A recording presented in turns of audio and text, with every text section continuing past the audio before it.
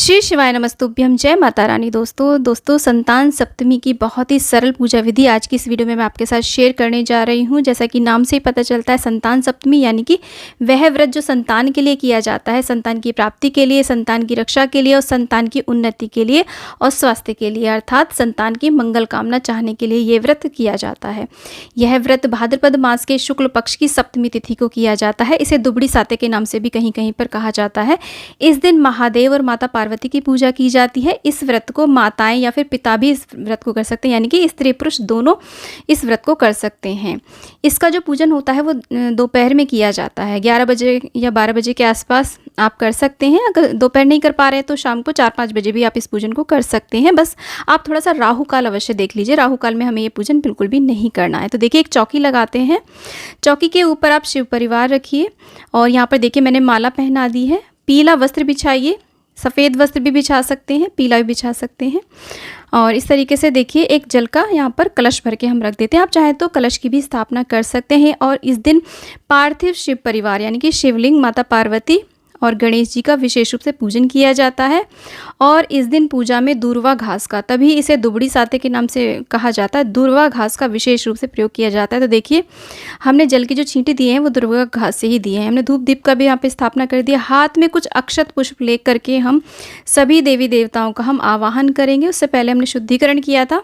यहाँ पर मैंने मिट्टी से गणेश जी बनाए हैं, शिवलिंग और माता पार्वती। इस प्रकार से आप बना करके उनका पूजन करिए, बहुत ही महत्व रहता है।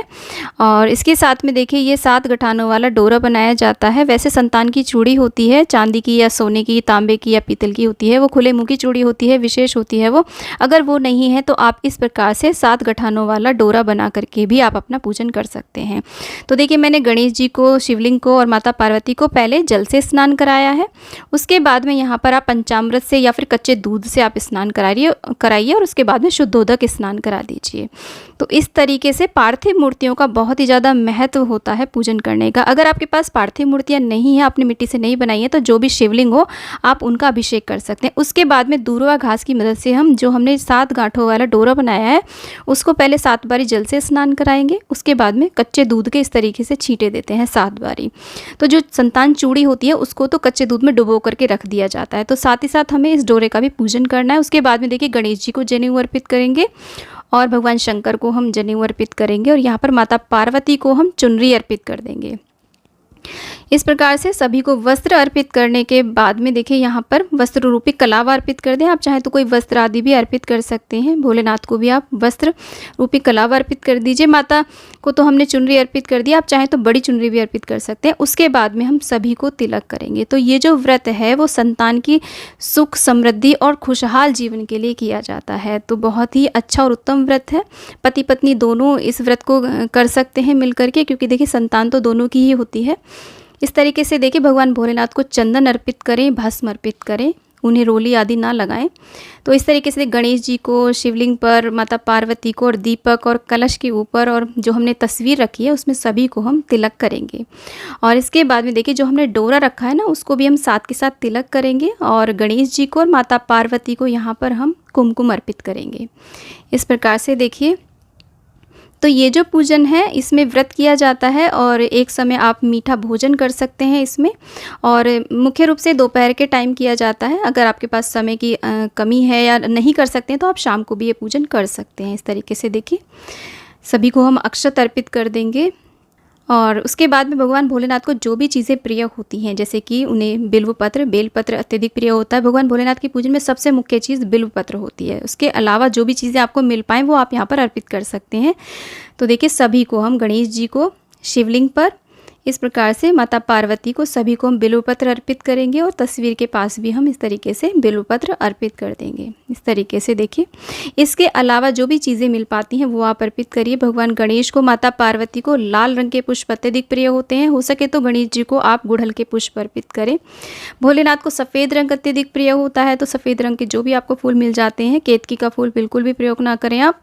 और उसी के साथ में देखिए सफ़ेद रंग का यदि मदार का फूल आपको मिल जाता है वो अर्पित करिए, नहीं तो पर्पल भी आप अर्पित कर सकते हैं, लेकिन सफ़ेद रंग का जो मदार होता है वो बहुत ही विशेष होता है। सफ़ेद मदार का ही देखिए पत्ता है जिस पर मैंने चंदन लगा करके अर्पित किया है। और यहाँ पर देखिए धतूरे के फूल मिल गए हैं मुझे, और धतूरे का फल, ये कांटेदार फल होता है। इस तरीके से देखिए छुआ करके शिवलिंग से हम यहाँ साइड में रख देते हैं। तो ज़रूरी नहीं है कि ये सारी चीज़ें आप अर्पित करें, सिर्फ अगर आपको बिल्व पत्र मिल जाता है ना तो इतना ही काफ़ी है। तो कोई भी चीज़ यदि नहीं मिल पाती है तो बिना उसके भी आप अपना पूजन कर सकते हैं। उसके बाद में हम सभी को पुष्प अर्पित कर दिए हैं।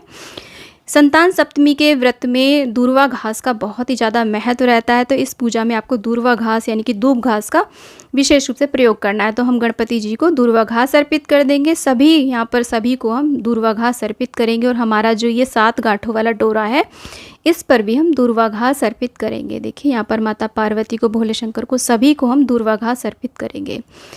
तो इसके बाद में माता पार्वती को आप श्रृंगार की सामग्री भेंट करें। देखिए हमारे यहाँ पर ये हरी चूड़ियाँ संतान का प्रतीक मानी जाती हैं, तो इन्हें आप माता पार्वती को ज़रूर अर्पित करें। उसके साथ में भोग प्रसाद में यहाँ पर बनाई जाती हैं 7 मीठी पूड़ियाँ, या फिर 7 मीठे पूड़े, या 7 मालपुए बनाए जाते हैं। यही भोग प्रसाद माता को लगाया जाता है और यही खाया भी जाता है। और साथ में कुछ फल भी आप यहाँ पर अर्पित कर सकते हैं। उसके बाद में आप यहाँ पर जल का एक लोटा रखिए और हाथ में कुछ दूर्वा के नाल रख लीजिए।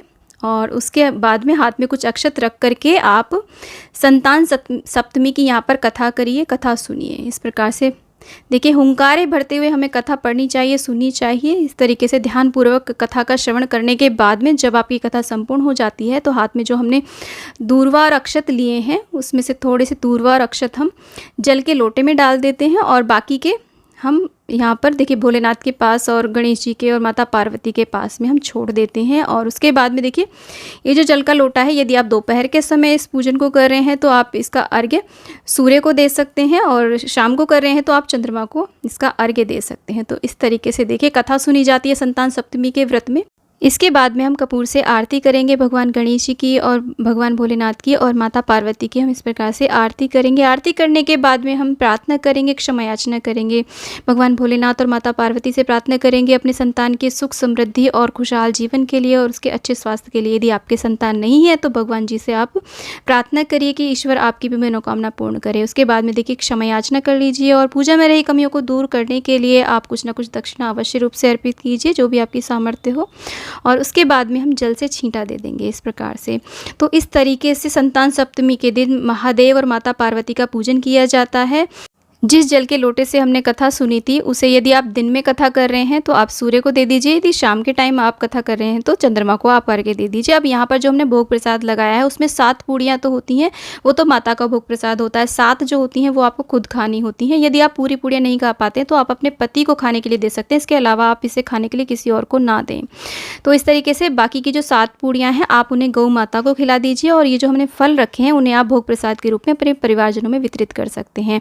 और उसके बाद में दोस्तों इस चौकी का विसर्जन आप कर सकते हैं शाम के समय, सूर्यास्त होने से पहले कर दीजिए। लेकिन यदि आपने ये पूजन शाम के टाइम किया है तो इस चौकी का विसर्जन आपको अगले दिन करना है। और ये जो हमने 7 गठानों वाला डोरा बनाया है इसको आपको अपने सीधे हाथ में ग्रहण करना होता है। तो आप चाहे तो इसे पूरे वर्ष भर भी पहन सकते हैं, आप चाहे तो 7 महीने के लिए पहन सकते हैं, 7 दिन के लिए पहन सकते हैं, या फिर आप केवल संतान सप्तमी वाले व्रत वाले दिन आप इस धागे को पहन लीजिए और उसके बाद में खोल करके आप इसे अपने पूजा स्थल पर या फिर किसी भी पवित्र जगह पर आप इसे रख दीजिए।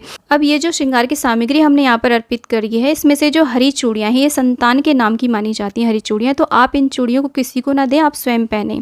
सारी एक साथ नहीं पहन सकते हैं, तो जब भी आप चूड़ियाँ पहनते हैं तो उसमें एक एक चूड़ी, आप कंगन के साथ भी एक एक 2-2 चूड़ियाँ लगा करके पहन सकते हैं, तो बहुत ही शुभ मानी जाती है। हमारे यहाँ पे जब भी संतान होती है तो ये चूड़ी एक तो जब लगन लिखी जाती है लड़की की तब जरूर पहनाई जाती है, और एक पहनाई जाती है जब संतान होती है, तो ये चूड़ी बहुत ही शुभ रहती है। बाकी की जो श्रृंगार की सामग्री है उस श्रृंगार की सामग्री को आप अपने परिवारजनों की महिलाओं में दे सकते हैं। और यहाँ पर दोस्तों मैंने जो ये पार्थिव शिव परिवार बनाया है इसका आप भूमि विसर्जन कर सकते हैं, जल विसर्जन कर सकते हैं, किसी पवित्र नदी आदि में कर सकते हैं। जो भी पूजा की यहाँ पर विसर्जन के योग्य चीज़ें हैं सबको आप बहुत ही विवेकपूर्ण ढंग से कहीं भी आप विसर्जित कर सकते हैं। और इसके अलावा आप घर में ही एक पात्र में पानी भर करके भी यहाँ पर पार्थिव शिव परिवार को आप विसर्जित कर सकते हैं, और मूर्ति तस्वीर आदि को आप अपने यथास्थान पर रख दें। और ये जो जल का कलश हमने भर के रखा है इसको आप थोड़ा सा अपने घर में छिटकने के बाद में तुलसी को छोड़ करके आप किसी भी गमले में इस जल को आप दे सकते हैं। तो इस तरीके से दोस्तों जो मैंने संतान के नाम की चूड़ी के बारे में आपको बताया है,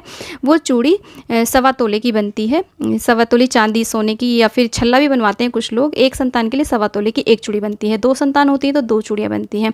लेकिन यदि आपके पास वो चूड़ी नहीं है सोने चांदी या फिर पीतल तांबे की, तो आप चाहें तो इस तरीके का 7 गांठों वाला डोरा बना करके भी इस पूजन को संपूर्ण कर सकते हैं।